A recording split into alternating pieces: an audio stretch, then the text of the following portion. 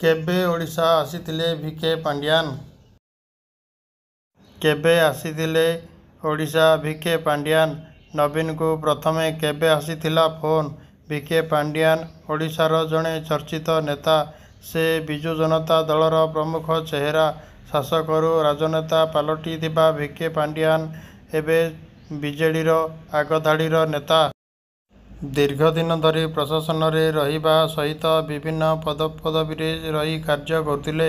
ପରେ ମୁଖ୍ୟମନ୍ତ୍ରୀ ନବୀନ ପଟ୍ଟନାୟକଙ୍କ ବ୍ୟକ୍ତିଗତ ସଚିବ ସହ ପରେ 5T ସଚିବ ଆଉ ପରେ ଆଇଏଏସ୍ ଚାକିରି ଛାଡ଼ି ଦଳରେ ସାମିଲ ହୋଇଥିଲେ। ତେବେ ଭିକେ ପାଣ୍ଡିଆନ ପ୍ରଥମେ କେବେ ଓଡ଼ିଶା ଆସିଥିଲେ? କିଏ ତାଙ୍କୁ ଓଡ଼ିଶା ଆଣିଥିଲେ? ଏମିତି ଅନେକ ପ୍ରଶ୍ନବାଚୀ ଉଠେ। ଏ ବିଷୟରେ ବିଶେଷ ତଥ୍ୟ ଲୋକମାନଙ୍କୁ ଜଣା ନଥିବ। 21 ବର୍ଷ ତଳେ ଅର୍ଥାତ୍ 2002 ମସିହାରେ ମୁଖ୍ୟମନ୍ତ୍ରୀ ନବୀନ ପଟ୍ଟନାୟକଙ୍କୁ ଏକ ଫୋନ୍ କଲ୍ ଆସିଥିଲା।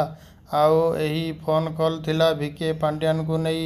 21 ବର୍ଷ ତଳେ ଏମିତି ଏକ ଫୋନ୍ କଲ୍ ଜଣେ ବ୍ୟକ୍ତିଙ୍କୁ ଆଜି ଓଡ଼ିଶାର ଚର୍ଚ୍ଚିତ ଚେହେରା କରିବ ତାହା ବୋଧେ କେହି କେବେ କଳ୍ପନା କରିନଥିଲେ।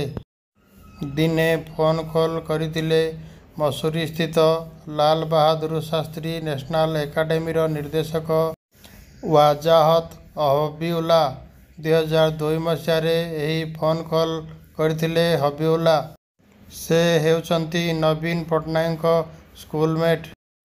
ଫୋନ୍ କରି ନବୀନଙ୍କୁ ହବିଉଲ୍ଲା କହିଥିଲେ, ମୁଁ ଆପଣଙ୍କ ପାଖକୁ ନୂଆକରି ଆଇଏଏସ୍ ଟ୍ରେନିଂ ଶେଷ କରିଥିବା ଏକ ଟାଲେଣ୍ଟେଡ୍ ଆଇଏଏସ୍କୁ ଓଡ଼ିଶା ପଠାଉଛି। ଆହୁରି ମଧ୍ୟ ହବିଉଲ୍ଲା କହିଥିଲେ ଯେ ସେ ସିନେମା ସ୍କ୍ରିପ୍ଟ ଲେଖିବାରେ ପସନ୍ଦ କରନ୍ତି। ଏପରିକି ଲେଖାଲେଖି ଏବଂ ସାହିତ୍ୟ ପ୍ରତି ତାଙ୍କର ବିଶେଷ ଆଗ୍ରହ ରହିଛି। ସେ ହେଉଛନ୍ତି ଭିକେ ପାଣ୍ଡିଆନ। ଗଞ୍ଜାମରୁ ହିଁ ଆରମ୍ଭ ହୋଇଥିଲା ତାଙ୍କର ବଡ଼ ପରିବର୍ତ୍ତନ। ସେତେବେଳେ ବୋଧହୁଏ ନବୀନ ତାଙ୍କ ଉପରେ ଆହୁରି ଫୋକସ୍ କରିବା ଆରମ୍ଭ କରିଥିଲେ।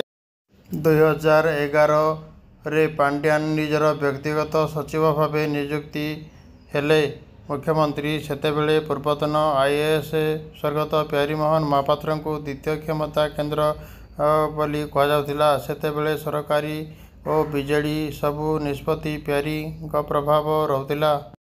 କିନ୍ତୁ ତା ଭିତରେ ଡାର୍କହର୍ସ ଭାବେ ନବୀନ ନିବାସ ଓ ପାୱାର କରିଡର ଏଣ୍ଟ୍ରି କରିଥିଲେ ଭିକେ ପାଣ୍ଡିଆନ। ତାପରେ ନବୀନଙ୍କ ସେହି ବିଶ୍ୱାସ କେବେ ଭାଙ୍ଗି ନଥିଲା, ବରଂ ଆହୁରି ଦୃଢ଼ୀଭୂତ ହୋଇ ଆସିଥିଲା। ବ୍ୟକ୍ତିଗତ ସଚିବ ଭାବେ କାମ କରୁଥିଲେ ଭିକେ ପାଣ୍ଡିଆନ। ଗୁରୁତ୍ୱପୂର୍ଣ୍ଣ ଦାୟିତ୍ୱ ନେଇଥିଲେ।